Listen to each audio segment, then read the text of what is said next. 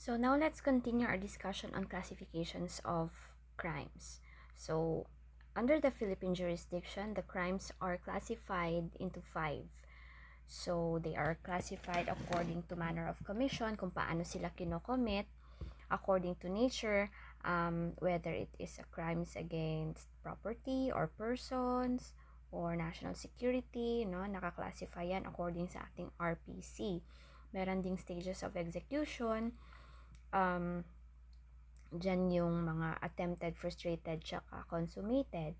According to gravity of penalties, andyan yung mga light felonies, less grave felonies, or grave felonies, yung mga ganon, no? And according to plurality of crimes. So, dyan yung mga complex, simple crimes, no? Yung compound crimes, may mga ganon. So, i-discuss yan further later. So, we have said that a crime can be committed either in dolo or in culpa. So, for crimes committed through dolo, these are intentional felonies. These are felonies na isa sa kanilang requirement is the intent. No? Yun yung may mga pagdating nyo sa book 2, makaka-classify, makikita nyo yan, no? Ano yung mga crimes na yon.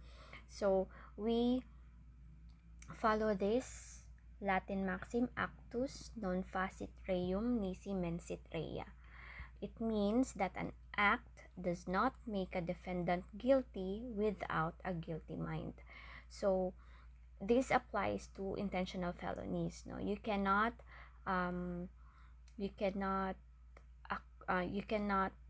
make the person guilty of a crime if hindi yan yung intention niya to commit the crime. But this applies to intentional felonies only, okay? Take note of that. So, mens rea, or a guilty mind, a guilty or wrongful purpose or criminal intent, and essential for criminal liability. So, yung intent dito is important, no, for a person to be liable for that crime. So, ano ngayon yung requirements? Paano natin masasabi that there is malice or there is intent? No? So, these are the 3 requirements for dolo or malice. So, first, there must be freedom. Freedom, ibig sabihin, voluntariness of the action on the part of the person committing the offense. Ibig sabihin, he voluntarily acted, no? Hindi siya pinilit, hindi siya finorce, hindi siya tinakot, kusa niyang kinomit yung act. Second is intelligence. Intelligence is hindi ibig sabihin dapat matalino. Intelligence in this case means that the person has the capacity to know what he is doing, and he knows the consequences of his actions. No, may alam niya yung ginagawa niya. No, dito papasok yung mga age of minority, kasi according to our law, we treat minors to fall short of intelligence. Para sa batas natin, pag minor ka, hindi mo pa alam kung ano yung tama at mali, no? Yun yung panglinan law natin, no? Yung yun yung according sa batas natin, although I don't know in the actual application of the law, actual na scenario, hindi naman ganun na, no, yung mga bata ngayon. But because we have a law exempting minors from criminal liability, that is why they are not qualified, or they are not considered to have the intelligence, no, as a requirement for dolo or malice. And lastly, dolo is the intent to commit the malice. So, it's purely a mental process. Nasa isip lang yan. Makikita mo na lang yung intent according to the actions. no? We can presume, we can have a presumption na when there is crime, when there is injury, the presumption is there is intent. Nasa ebidensya na lang yan, no, kung paano natin ipoprove yan. But generally, these are the three requirements for intentional felonies. Again, it's freedom, intelligence, and intent, or the dolo, to commit the act. So what are the examples of intentional felonies? We have robbery, theft, homicide, and forcible abduction, intent, or forcible abduction. So in robbery, there must be intent to gain. In theft, there must be intent to gain. Kung walang intent to gain, hindi siya magiging liable for theft. Hindi siya magiging liable for robbery. Can he be criminally liable? That would be your assignment, no? As to homicide, there must be intent to kill, no? Inintend niya talaga, intention niya talaga, gusto niya talagang patayin yung tao, no? It must be proven based on evidence that the intention must be there. As to forcible abduction, there must be lewd design, no? Yung pagnanasa, there must be lewd design as intent in committing forcible abduction. That is under Article 342 of the Revised Penal Code. And ito rin yung mga specific na mga provisions ng batas, no, as basis for robbery, theft, and homicide. So as a rule, these intent especially, no, must be alleged in the information. That is the importance also of knowing the requirements of the crime, no? Kasi kayo as police officers, you prepare the information, no? It must be stated in the information that all of the elements of the crime are present. And ang intent is very important. That is why pag mag-blotter, pag magawa ng information, pag investigate, it must be established talaga doon sa document na kumpleto yung elements ng crime, because absent one element, there is no crime to speak of. Ibig sabihin, posibleng ma-deny yung kaso, ma-dismiss yung kaso, no, because kulang ang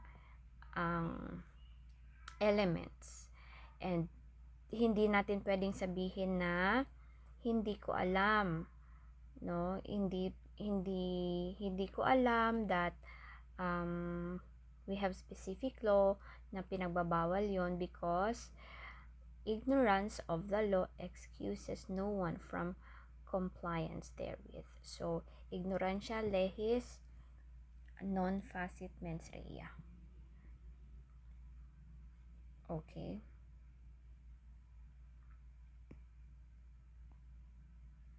Next. In terms of requisites of mistake of fact as a defense, these three elements must be present, no? If ang depensa mo is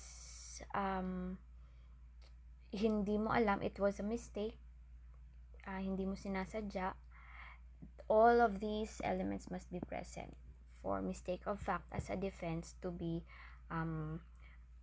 accepted, no? It should be the act done would have been lawful, the intention should be lawful, and the mistake must be without fault or carelessness on the part of the accused. So dapat ma-establish itong tatlong requirements na ito, no, para ma-excuse ka. So in terms of culpable felonies, these are the second type of felonies. Kanina intentional felonies yung kanina, ibig sabihin kailangang may intent, no, para maging liable ka. Itong culpable felonies, hindi kailangang may intent, but there must be negligence, no, may kapabayaan, may recklessness, may imprudence na nangyari para maging liable. Kahit na walang intention, but if with negligence, with reckless imprudence, magiging liable ka pa rin of that crime. The rationale behind this is because a man must use his common sense and exercise reflection in all his acts. No? Dapat maging responsible tayo sa lahat ng actions natin, especially a prudent man, a man with intelligence, no? Yung taong alam niya kung ano yung ginagawa niya. It is one's duty to be cautious, careful, and prudent, and not to expose other people's lives and property at risk of injury or damage. Just as in a case where you are driving and you run over a person na may nabangga ka, or may nabangga ka and then namatay. Then sasabihin mo na hindi ko sinadya, hindi ko nakita, and so on and so forth. But nakita na you were driving without license and you were driving drunk, no? Nakainom ka, lasing ka. So in this case, although sabihin natin posible ngang hindi mo nakita, posible ngang kasalanan ng taong nabangga mo, but there is negligence on your part, no? Paano ka naging negligent? Nag-drive ka na walang lisensya, nag-drive ka na lasing, no? And because of that, nakabangga ka, namatay yung tao. So what crime is committed? Pwede kang kasuhan ng reckless imprudence resulting to homicide, no? So yun yung result, that's the crime. So depende, no, sa crime na makocommit. It's either kung may culpable felonies man siya, kahit na walang intent, as long as there is negligence, there is imprudence, pwede kang maging liable.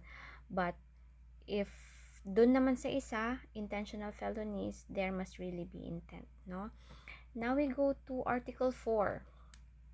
Article 4 is criminal liability, no? Paano natin masasabi that a person is criminally liable? So under Article 4, it states that criminal liability, there are two paragraphs actually, but we will discuss first the first paragraph. Criminal liability shall be incurred by any person committing a felony, although the wrongful act be different from that which is intended. So ito yung kahit na hindi mo sinadya, kahit na wala kang intention, but there was a crime committed, and the crime committed was different from that which you would have intended to do, then you can still be held liable. So this is because of the Latin maxim, el que es causa de la causa es causa del mal causado. Ibig sabihin yan is he who is the cause of the cause is the cause of the evil caused. So, ibig sabihin yan dito, babalik pa rin yan dito sa first paragraph, no? Yan yung most likely yung ibig sabihin niya, no? That kahit na hindi mo sinasadya, kahit na hindi yun yung intention mo, pero may injury, may crime na nakomit, although it was different from what is being from what you have intended to do, then you can still be held liable, because we have to presume, no, the law presumes that a person intends the ordinary consequences, kagaya ng sinabi ko kanina, no?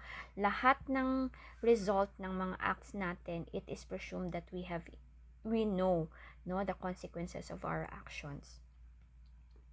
So he who commits an intentional felony is responsible for all the consequences, kagaya ng na-mention ko kanina. May tatlong modes under Article 4, Paragraph 1, no? So error in persone, aberratio ictus, and prater intentionem. So ito yung tatlong klaseng modes of committing the first paragraph. So error in persone is mistaken identity, no? This is a felony na you you really intend to commit the felony, but there's mistake in identity, um, sa ibang tao mo na-commit yung act, and ang ibang tao ang um, naging victim, no, of the crime. So are you still liable? The answer is yes, you are still liable for the crime, although sa ibang tao nangyari, no. But under Article 49, you will be penalized only for the lesser crime, but in its maximum period, kasi meron tayong minimum, medium, and maximum period. So that is the result, no, for mistaken identity. It does not excuse you from the crime, from penalty, but it will just lower, no, the penalty, or lower the crime, penalty for the lesser crime, but in maximum period. Aberratio ictus naman is mistaken law. Ang mistaken law is when an offender intends to do an injury to one person, actually inflicts it on another. So, kagaya lang ito nung, for example, kaaway mo si Juan, then si Pedro nasa likod, then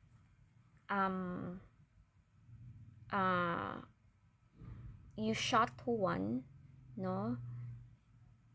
But hindi siya natamaan, ang natamaan yung sa likod, si Pedro. No, that is mistaken law. There is an intent to do injury, na you identified the person you wanted to commit the crime to, but hindi siya natamaan yung ibang person ang natamaan. That is mistaken law. Ang mistaken identity, that's different in mistaken identity. Kasi in mistaken identity, akala mo talaga yung person na, kunyari, papatayin mo. Yung person na papatayin mo is yung person na inaakala mong gusto mong patayin, no? So these are two different acts, no? As to praeter intentionem naman is there is no intention to commit grave so wrong, no? So hindi mo inintend talaga na napatayin siya, for example, no? Gusto mo lang siyang takutin, pero instead na takutin mo siya, na inatake siya, no, namatay. So yun yung ano natin, pwede siyang mitigating circumstance. Madi-discuss din natin yan later, yung in the succeeding articles, yung mitigating circumstance. So those are the three. As to the second paragraph, no, this is the second paragraph of Article 4.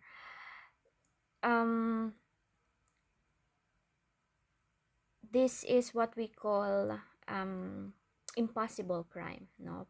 Article 4, paragraph 2 is impossible crime. It is committed by any person performing an act which would be an offense against persons or property, were it not for the inherent impossibility of its accomplishment or on account of the employment of inadequate or ineffectual means. So this is the exact provision of the code. So ano ibig sabihin ng anong ibig sabihin nitong impossible crime? So from the provision itself, diyan mo makikita yung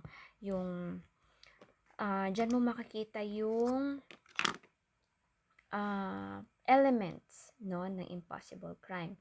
So what are the elements of impossible crime? The first is it is committed by any person, no, and then he commits the act which would be an offense, no. The act would have been an offense against persons or property. Take note na persons or property, again, crimes against persons or property lang, no. Ano yung mga crimes against persons? Yung murder, homicide, physical injuries, yung mga ganon. Crimes on property, that's theft, robbery, damage to property, yung mga ganon. no? So, and there's inherent impossibility on account of employment of adequate or ineffectual means. Anong example nito? Example, gusto mong patayin si Pedro, no? So, ikaw, the perpetrator, is any person. So, that's the first element. Gusto mo siyang patayin. The intent is to kill, no? And what crime should have been committed? It is a crimes against persons. Kasi when a person intends to kill another, it is homicide or murder, as the case may be. So, that is offense against persons. Okay, na yung second element. Check. And then, gusto mo siyang i-poison. No? So, you took a bottle of poison, then you poured it inside his coffee mug para inumin niya. And then, nung ininom niya na, nagtaka ka, bakit hindi siya na bakit walang nangyari? And then, it was found out that yung bottle of poison pala, tubig na lang yung laman. Bote na lang yung nakalagay poison, pero yung laman nun, hindi na siya poison, tubig na lang. So, yun yung example ng impossible crime, no? It is impossible for you to kill that person because ineffectual, inadequate, hindi nakakamatay ang tubig, no? Yung means mo of committing the offense is impossible na makuha mo yung intention mo because hindi, yun na nga, sa example ko, hindi nakakamatay yung tubig. Pero there is intent, it's a crimes against persons, and it's any person who is performing it. So that is the elements of impossible crime. And there is another element that yung act na nag-result, it must not have wala dapat any na crime na nag-result na other than that which is intended, no? So walang ibang crime na na-commit. So that is impossible crime. So as to Article 6, we will discuss that on the next video.